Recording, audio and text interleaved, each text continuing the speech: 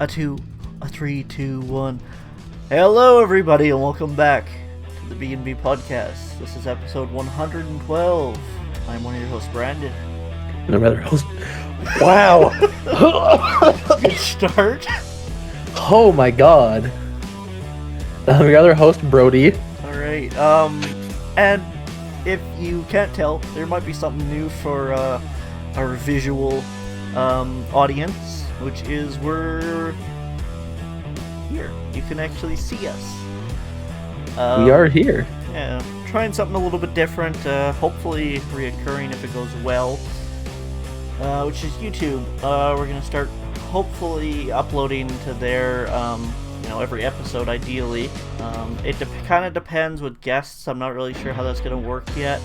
Might just be Spotify exclusive, or, well, not really Spotify, but, streaming platform exclusive for those episodes. But for the ones with Brody and I, at least, YouTube is now available. So if you're an audio listener, go check that out, and you can kind of see our faces, put a face to the names that you've been hearing from for quite a while, hopefully.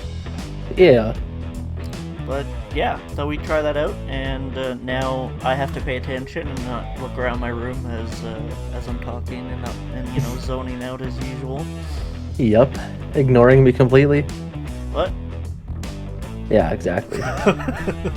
But we have tried something like this in the past with live streaming. It's just easier to do it through this format because it's a lot easier to record than it is to stream both of our fucking Discords and whatever. So it's just an easier format and less of a hassle.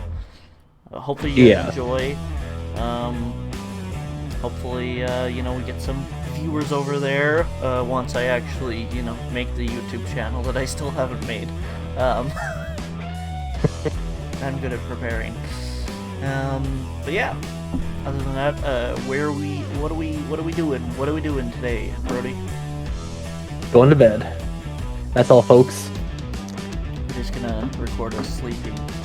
Yeah. You'll watch us sleep. As one does, you know. Mm-hmm. What is the actual... We're talking about OnlyFans today. Yes. I didn't know what the exact, title was. It's just kind of like our opinion on, this, I guess, subculture that's started to emerge in regards to, sex work as a profession, I guess.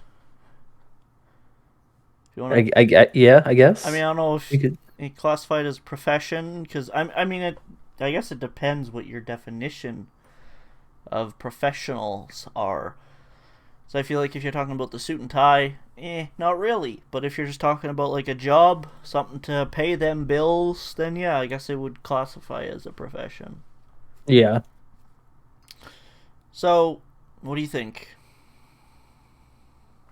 Is it a profession? What do you think about it as a profession, yeah? Well, I mean, I have nothing against it, that's for sure. People think of OnlyFans as being this site where you'll see people naked doing these sexual things, but that's not entirely the case. There's a lot of women who use it as modeling outfits. Mm-hmm. That make good money off of it that way, that can't fly across the world to take pictures with someone and fly back. Right. Not everyone has that ability. Mm-hmm. So I mean, in that sense, that there's absolutely nothing wrong with it. That people can make money off of it in a not so adult way. Right. Yeah.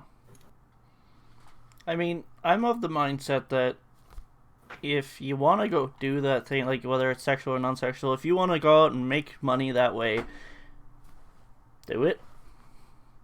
At the end of the day, it's a personal choice, personal preference. In regards to the more, NSFW content that's on there, not everyone's gonna want to feel the same way as you do. I know some women are very private and they would never share that kind of thing. It's way too sensitive for them to share. Their family could find out, whatever, and that's fine. And it's the same thing the other way. If you want to go do these things for thousands of people to watch, and you're fine with that, and you don't care if your friends or family, judge you or whatever, go for it. at the end of the day, whatever makes you happy. Right. And it's I don't know if it's the emergence of it being more widespread and popular to kind of talk about it that's making such a controversy throughout like the internet especially, and I think it's partly to do with the fact that once it's on the internet it's pretty much there forever. That kind of thought process has been around for quite a while, so I don't know if it's just social media's way of spreading it further, but there's just so much hate for these people who do this, hmm and I just don't understand it really. Yeah, like it's because a lot of people just, like I said earlier, just think it's all about porn and like they Mm-hmm. want to go there to like pay for to see all these women and all this stuff, and that's where it gets a bad rap. Kind of like I guess you could kind of say everyone thinks of it like it's a goddamn porn industry, but yet it's definitely not even remotely like that. Mm-hmm. Like it's people that are trying to make a career off of it, or like they're trying to, um, I guess, find something different to do. Mm-hmm. You know? Yeah, and I mean I can see where it's a better environment because even when it comes down to porn stars, the Misfits had one porn star on. I think it was Mia Malkova. And she said that she's like prefers doing her OnlyFans thing because you're your own boss. No one's gonna tell you what to do, what you can't do, stuff like that. It's safer, Yeah. and it's a secure way of just making the content that you like to make, regardless. And it is in a safer environment. I think that definitely is a good thing for creators. Mhm. But um I don't know. It's just been it's like people don't realize this content's been around forever. Oh Like yeah, goes back fucking long before me and you were ever born, yeah, and longer before I that. mean I'm pretty sure it's referred to. I mean if you want to go to the like prostitution kind of field, I mean it's a bit iffy as well. Like it's kind of a gray area, but if you want to go back that far, I mean it's one of the first professions. Yeah. It really is. It's like one of the first things that women had to do to make money or whatever. And I see people hating on women specifically. I don't know if it's just their burrowed hatred for women coming out in a more aggressive light, but these women especially, and there are men on there as well. I'm not gonna say that, but like women especially, they're living their best life and like they seem happy. So like I just like leave them alone. I guess is the main thing. They're doing their thing. Just leave them alone. Right. And there's other content on there as well. It's kind of become almost like a Patreon clone in a sense because you can make similar things like that on Patreon. But Patreon is more seen as a legitimate like side business. If you wanted to tip your favorite creator or support them month to month, you could. And I don't see it because they're both the same thing. You upload it to their service, and people can pay if they want. No one's forcing your hand to pay if you don't want to pay. And they do sometimes I think provide like free content. So like there's incentives to join as well. So Yeah. I just don't understand how you can support Patreon but then not support OnlyFans if they're basically the same service.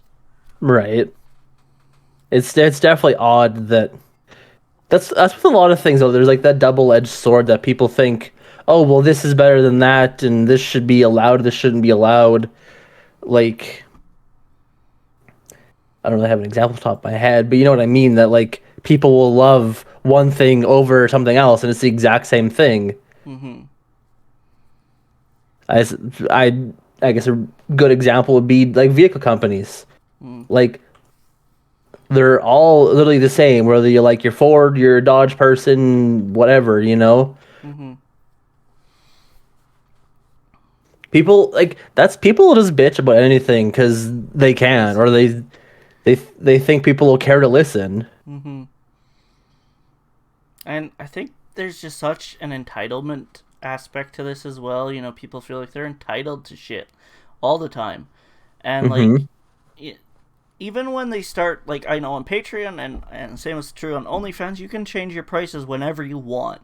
And the thing is, your fans, like the fans who actually care about your content and actually care about supporting you and aren't there to, beat off whatever, um,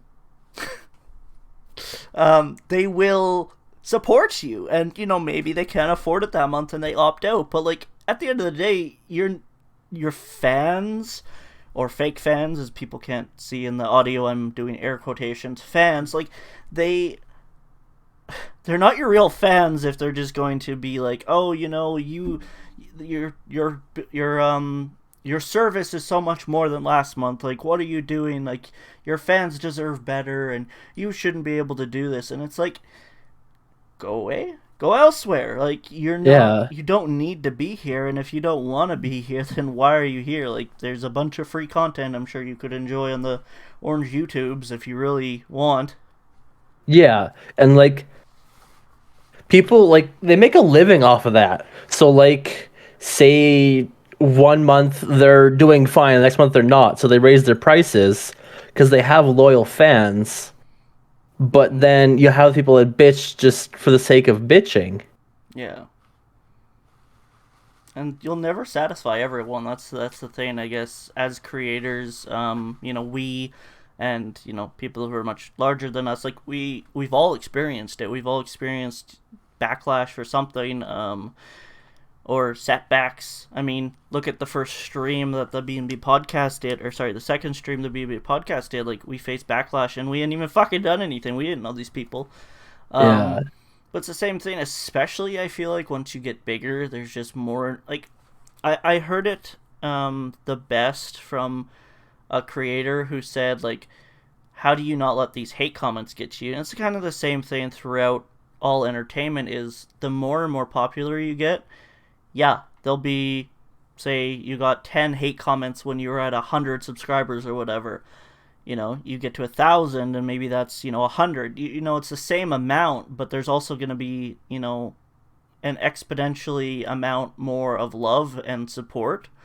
Hmm. So, like, I feel like whether it's OnlyFans or whatever content creation you're going with, like, you gotta also look at the fact that, are you happy, and are you, like, okay with where you're at, and, like, just pay attention to the good as well as the bad, because the bad might be constructive criticism. But like, ignore all the shitty comments. Like, there's a difference between taking in constructive criticism and changing an aspect of your work that might benefit you, and just dickheads.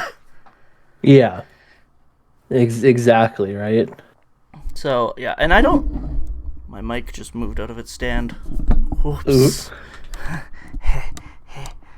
This is fine. I don't know what started and, like, bred this much entitlement. If it's just, like, being anonymous online. But whatever. I see it throughout everything. I see it through whatever content medium, like, you look at. Whether it's YouTube, Twitch, anything. People just expect you to just pump out content, like, 24/7, as if you have nothing else to do. And, like, that might be your job, but that's not your life. Hmm.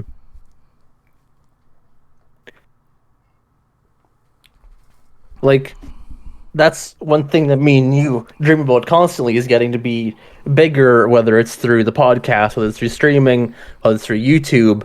And then that's the one thing I'm kind of worried about is you don't put a video out one day and then everyone hates you because of it.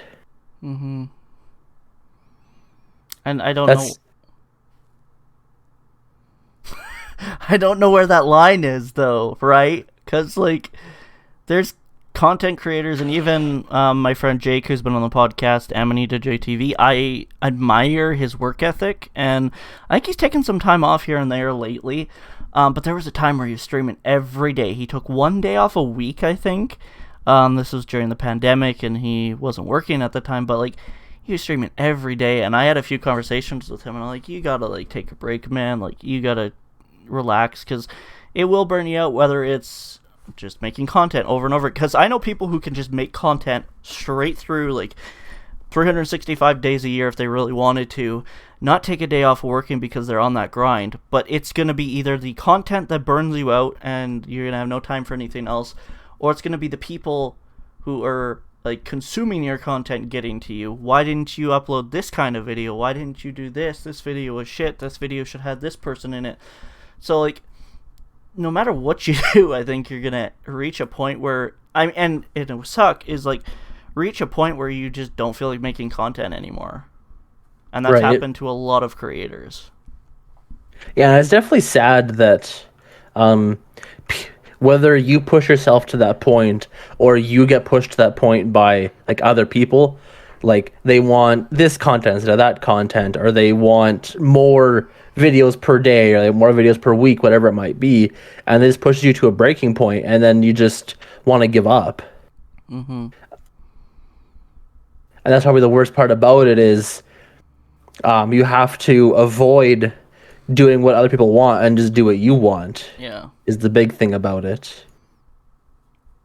Mm-hmm. And like the start of this topic is kind of just about OnlyFans, but I mean it's really at the core of this topic. It's not even so much about the sex work; it's more about the content creation aspect, because I feel like content creators, it's become the new fad, I guess, career. Like everyone wants to, like when they're young, seems to want to be like a streamer or a YouTuber now, because that's how they grow up. They watch these people who are streamers and YouTubers, and I feel like there's not enough conversation happening when it comes to being a content creator.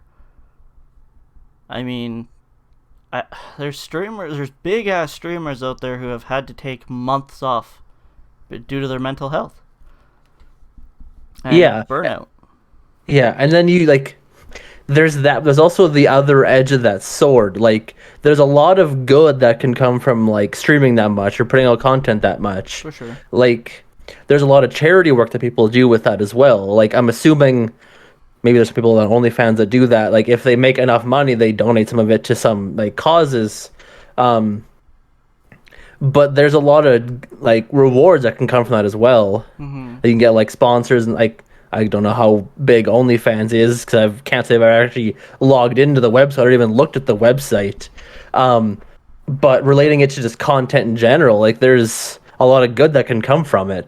Like you get wind that, or people get wind that you're, a friendly streamer, or you're friendly on YouTube, and you have sponsors knocking at your door. Like you start monetizing, and then you're pretty much set. Oh, for sure. I feel like a lot of people have made their success on that site, and good for them. They're the top creator of the month or whatever. And like I said, it's not just about porn, and I feel like it's got a bad rap because of that. And like I was telling Brody before the podcast, they're kind of getting rid of air quotations for the audio listeners, getting rid of their sexual content. I don't know how well that's gonna go over, because a lot of people use it for that, and a lot of people are depending on that. I feel like there's gonna be a big shift when it comes to their user base. Mm-hmm. But no, I've seen lots of stuff on there that's cool, that's not porn related. Like there's artists that are on there, and like it's a really good site for artists, because they can make their account free, but then if you want to like pay for like subscriptions to see what their art actually looks like, you can. Same thing with cosplayers and people like that, because artists and cosplayers, very fucking talented people. I have seen insane cosplays. I have seen insane art online, and it's like, go to their page, you think, oh, they have 1 million followers, must do like 1,000, a few hundred. It's like, how? Yeah, and they spend like hundreds and hundreds of hours on making these costumes, and they get very little recognition for it, except for like the 6 hours they're at like the event, Comic-Con, whatever it might be.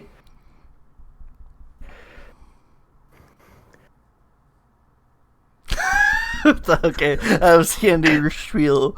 But no, it's true. Like they are. I feel like they're some of the most underrated content creators out there.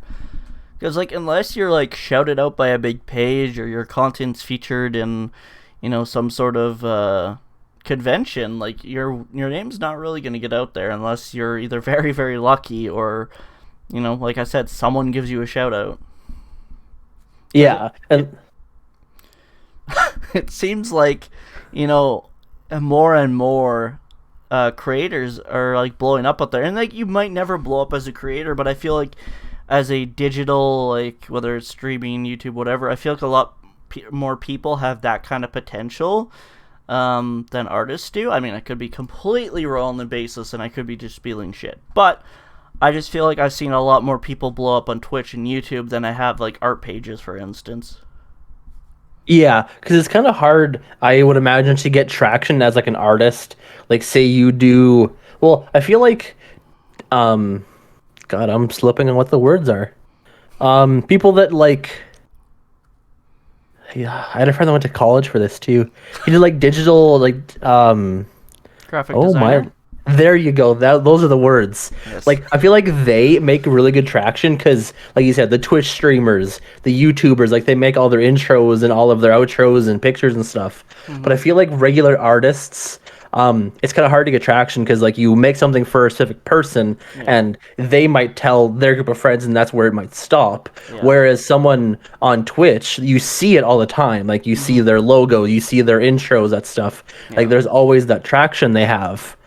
Where I mean, it can be the same way as like OnlyFans. Yeah, people post it on like their Instagrams, like their Twitters, like the link and stuff. But it's hard to get that traction as well unless you have like super fans that share it, or if people that really like your content, they'll share it. But even getting out there is hard because you have to have followings on other social medias to bring those over. Yeah.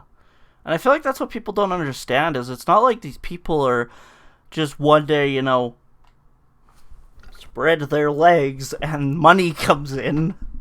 Like that's just not realistic. These people have audiences before they go to these platforms. Like you can't just make that kind of content and expect it to just be like 1 million views. Fuck it, right?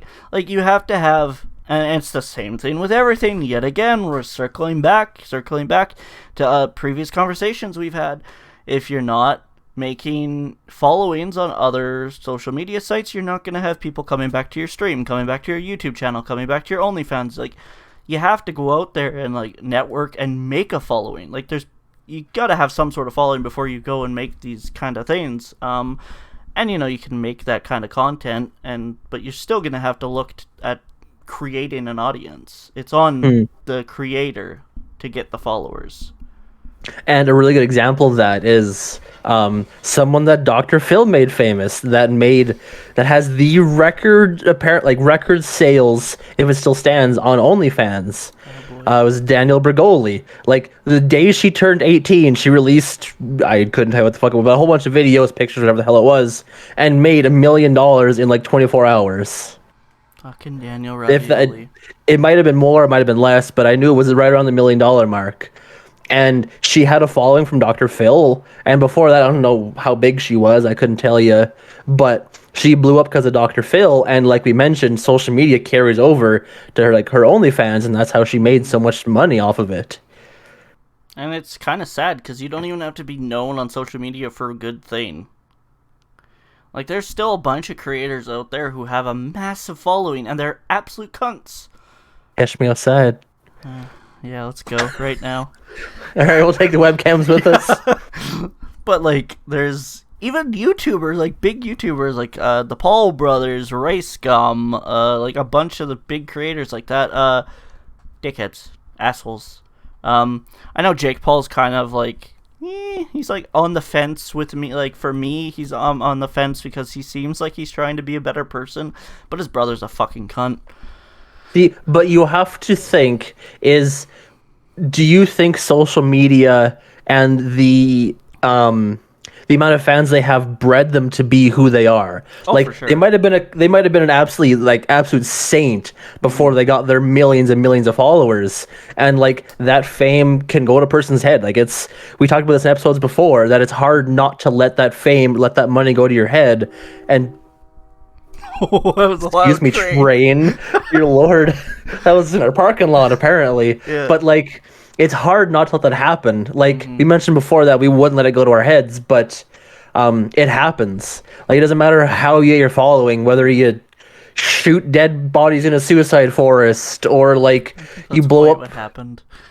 whatever, is paraphrasing, or you're famous, you started boxing and your career took off because you had more fans following you, or you sell nude photos on OnlyFans. Like, either way, you have some sort of following, going into a following, and then you have an ego from it. Yeah. I mean, you are humble because we have no followers. Yeah. I mean, you do wonder, because you look at, like, say, the Paul brothers, they had their start on Disney Channel. That's kind of where they originated, apparently. And, they got fans from that. And, like, I feel like growing up and it's just going to get worse and worse over the next few years. Like, the more exposure you have as a kid or a teenager to fame, the worse it's going to impact you. Because, I mean, I feel like if you're, say, like, big three names that I always mention in gaming YouTube, Jacksepticeye, Markiplier, and PewDiePie, like, they're three of the most common names thrown out there when talking about, like, YouTubers, at least for gaming. Like, they kind of matured enough, like, where they were in their 20s before they actually got famous. But I feel like with all these creators getting younger and younger, like, they're not even fully adults yet. They're not even 18, and they already got 2 million followers on Twitch, whatever. It's just, it's not going to breed, like, good mental health, and that's not going to breed, like being humble. Like, it's really hard to be humble when you're like, yeah, I'm fucking 17 and I have 4 million Twitch followers. Like, I'm way better than everyone else, like, in my age, and, like, no one's gonna, like, stop me, whatever, that kind of mentality. Like, good for you on your success, but you also got to realize that you wouldn't be there if, people didn't support you. And you could argue that, like, people that had a better, like, upbringing as a child, they were, like, more humble, might not succumb to that fame, that ego as much. But then that also is an argument in itself, that even if you have a humble upbringing, you had, like, a great childhood and stuff, you can still turn into a complete dick when it comes to fame and money. Like, it's kind of 50-50 there. It depends who you really are, and if you choose to not let that fame change you.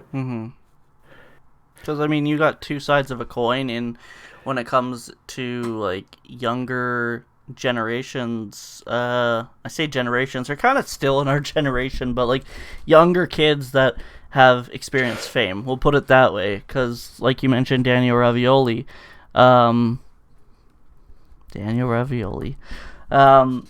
she let fame get to her head big time, and she rolled with it, and to her merit, congrats, she fucking made a career out of it somehow. And, like, that's terrible that even happened, but then you got, like, other people. I've mentioned him on the podcast before because, I really appreciate how humble he is. Tommy Innit, the young British chap from the UK. He has made his career on Twitch. I think he's turning 18 soon, but he's still 17. And nicest dude you'll ever meet. And, like, a lot of people find him annoying. Whether you find him annoying or not, he is a super nice dude. He's very down to earth. Connects with his followers. I think he genuinely loves his followers and appreciates what they've done for him. But that's your two parallels. Like, it really does depend on who you are. And I feel like I wouldn't know from experience, but, like, watching who's big on YouTube, who's big on Twitch, who's big on Twitter, YouTube, whatever it might be, they are the more rough, as a nice way to put it, have the more rough personality.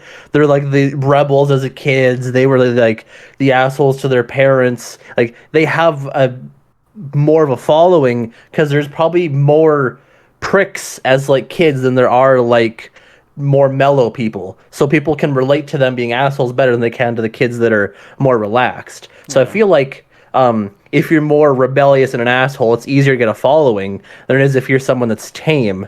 Like the content might not be the same. Yeah. I mean, it definitely depends what you're exposed to.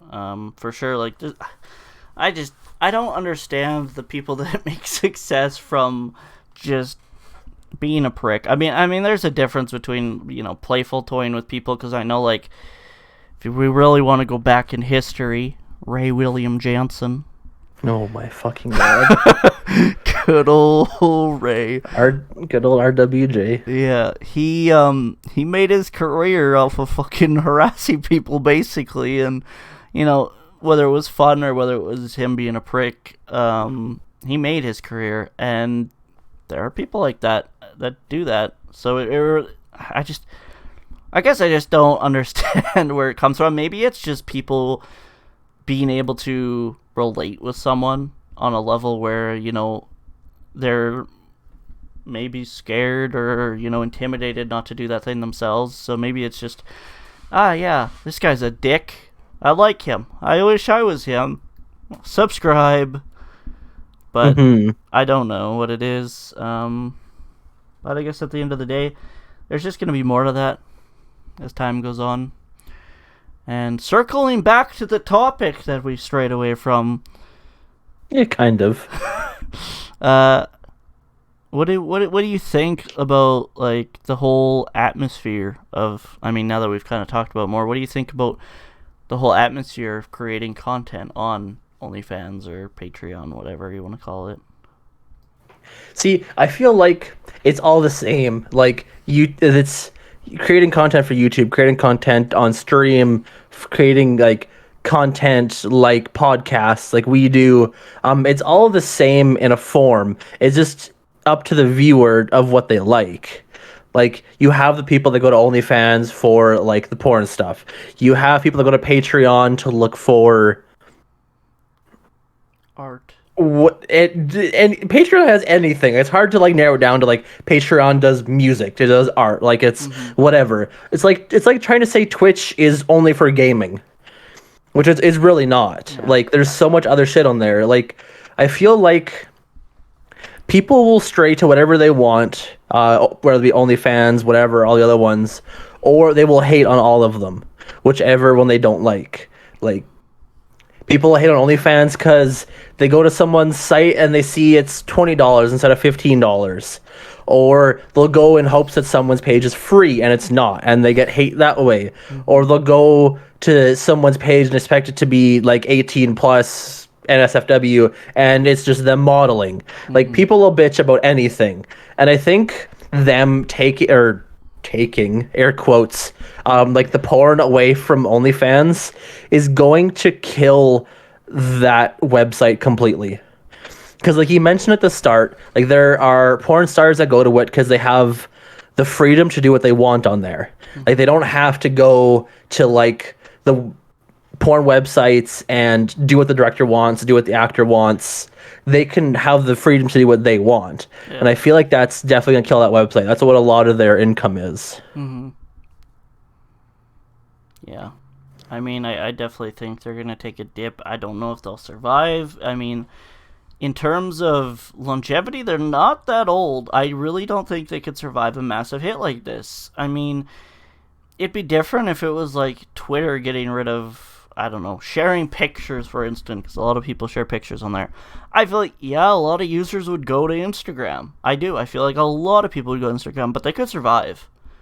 Yeah. I mean, there's so many journalists, so many, like, newscasters, so many content creators that use it just text only. They don't share photos.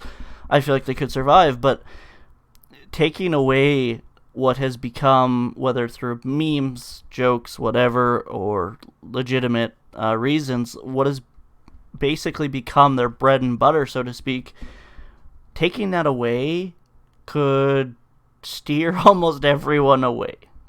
Like we mentioned before we started, it'd be like taking all of the gaming out of Twitch. Like, people like, yes, Twitch would survive because it's built on more than just that. Or OnlyFans, people expect it to be this not safe for work stuff. It has like 18 plus stuff. Where if OnlyFans crashes, you have so many other options. Like you have your porn websites, you have Twitter, you have Tumblr, you like whatever you want. It's still gonna be there, but it's gonna be harder to, I guess, get access to. People will be able to make as much money off of it. Like people rely on income from OnlyFans, like from Twitch, from anything.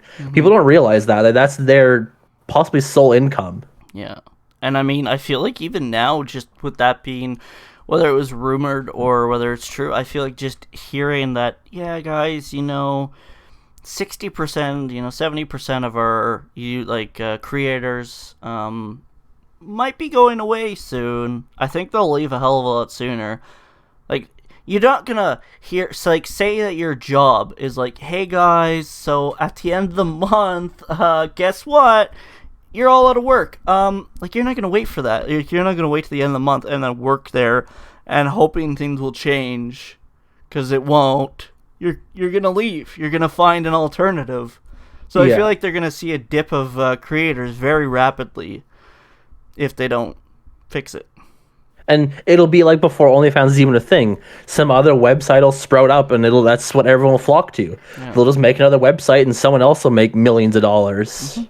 There's already like smaller kind of websites to do that, because one of the big things I feel like non-sex workers or sexual content creators go to is what their thought process would be like, OnlyFans is known for sex content. If I start promoting an OnlyFans account, that's gonna be bad publicity on my end, because everyone will think, oh, I started doing porno or whatever. So there are like websites popping up here and there of like basically an OnlyFans clone, but called something else because they don't want that kind of flack for it.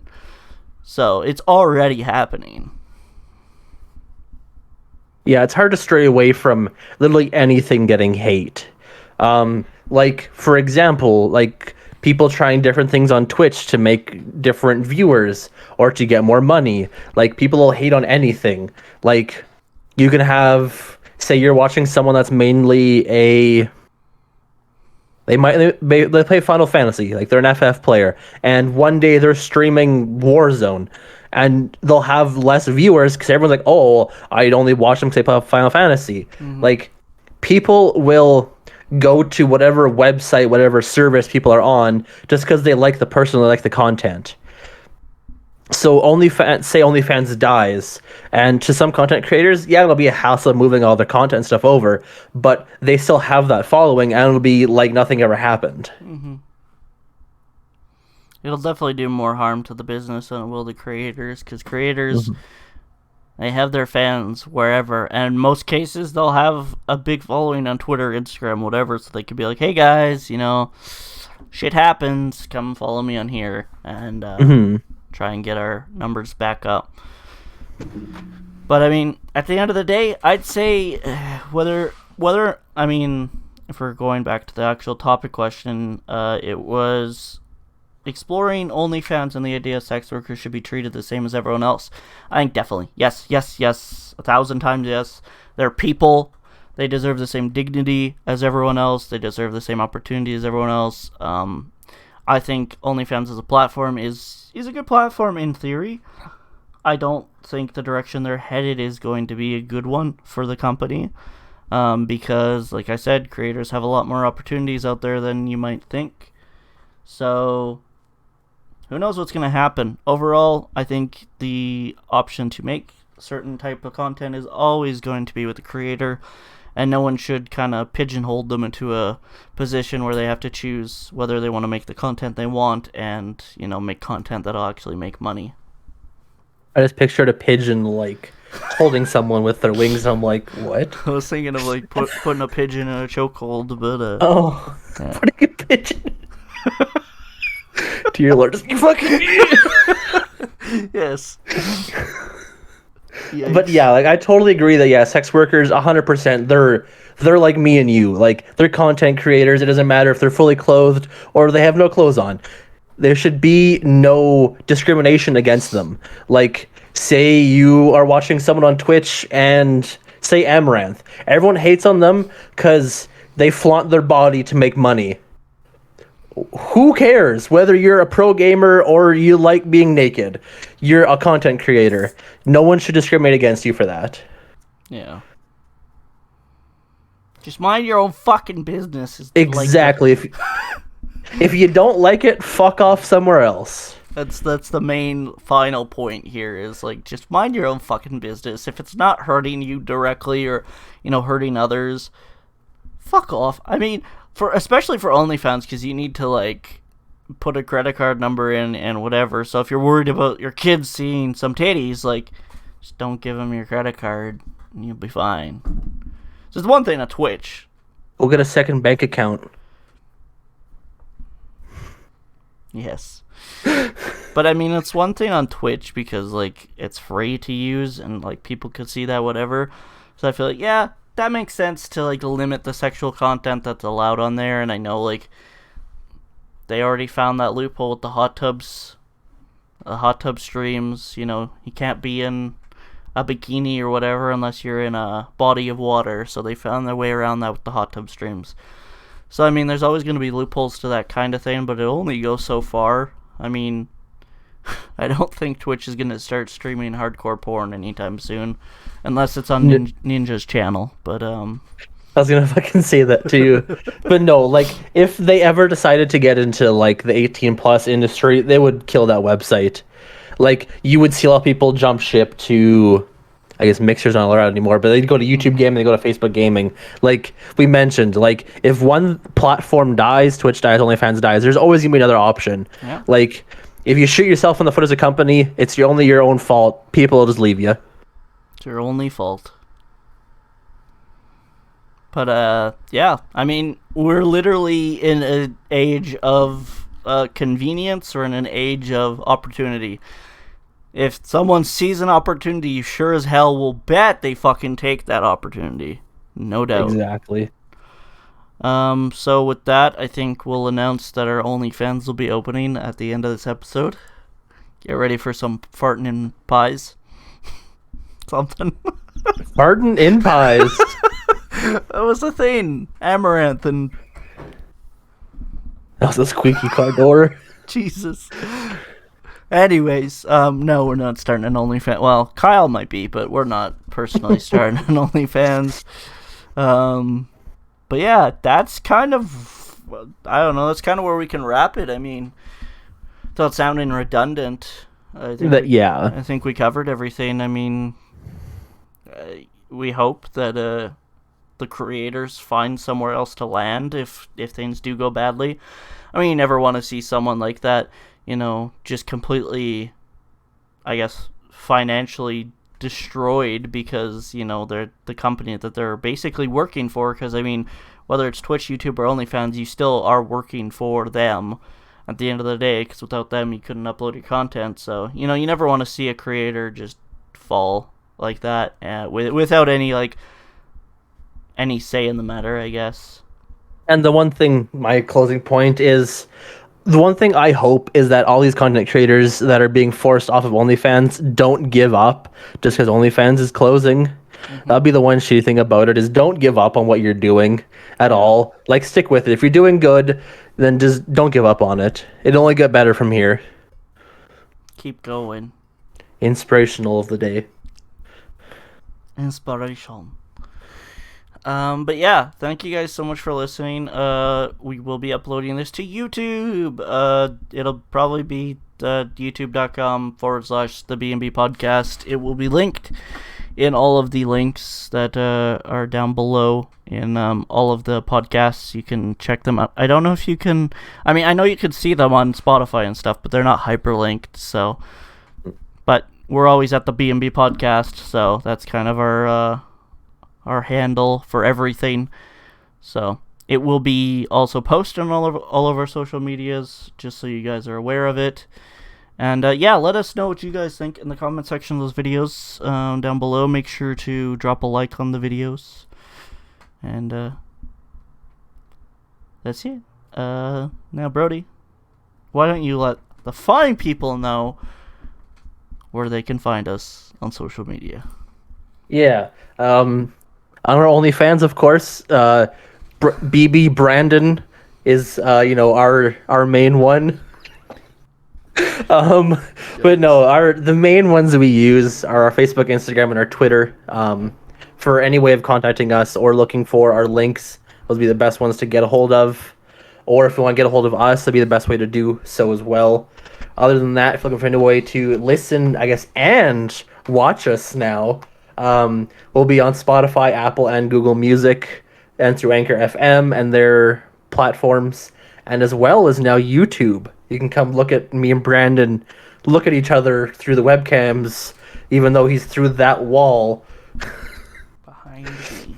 Yeah, just go through there with a hammer one stream. Yeah. Other than that, we've mentioned multiple times we both stream. Brandon's has been streaming almost every day this week. His is twitch.tv/CanadianWalker13, and mine is Brody TY. Other than that, we mentioned on here a few times, we do have a Patreon if you want to donate to us. Different tiers, different rewards, special audio recordings. Soon, hopefully. Yeah, we're getting there. You know, we're only hundreds of episodes in. We've only been saying that for like 60-some episodes. But we're working on it. We're getting there. Other than that, being as we're now have a video, we should get some of our merch so you can like see it behind us. That would be pretty cool. Speaking of merch, we're on Redbubble. Just search us B&B Podcast. You'll find some of our merch.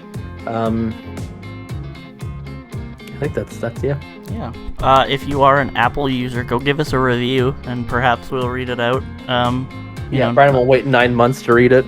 It's like a baby. You get rid of them? You ignore them for 9 months. There we go. Big yikes. But no, if you do review, I will read it. Maybe also tweet at me, be like, hey, cunt, I reviewed your podcast, read it for me, because sometimes I just need that reminder. Also, I don't know if Google Music's still a thing. I don't know if it's bought out by YouTube Music, but yeah. I'm pretty sure it is YouTube Music now, because if, say, you go, like, Google Music, it's just, it says it's there, yeah. But, actually, no, that's a lie. Discontinued December 3rd, 2020. Alright. So Google Music is gone. No, we're not on YouTube Music. I think we've been trying to figure that out. Yeah, I don't know what the deal is with that, because when I link it to our Google Music, it still opens as Google Music. So hopefully the link works. I'll check it out again.